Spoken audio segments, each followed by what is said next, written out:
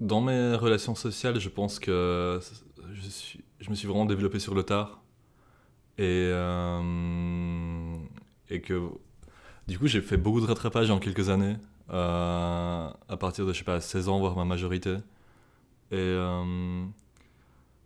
je me demande à quel point le fait d'avoir une identité étrangère, ça a joué là-dedans, dans cette question de la solitude.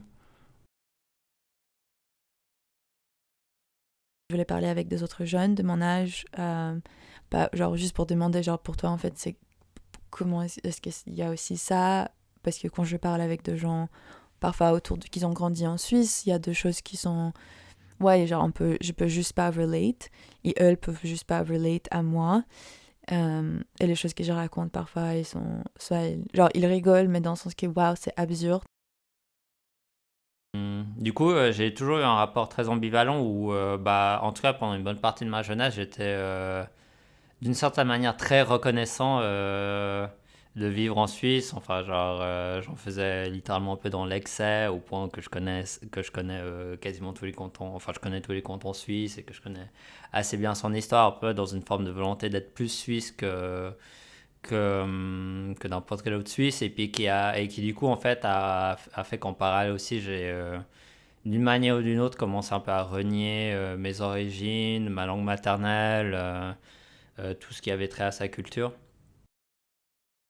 Je comprends plus et plus à quel niveau ça affecte notre, je sais pas, comportement, notre attitude pour la vie et les autres gens autour de nous.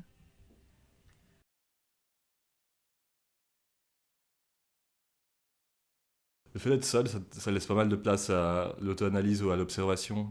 Et j'ai j'ai quand même l'impression que beaucoup d'art, enfin, dans une grande partie, l'art, c'est se placer forcément dans, dans une position d'observateur et puis redonner ça sous une forme nouvelle.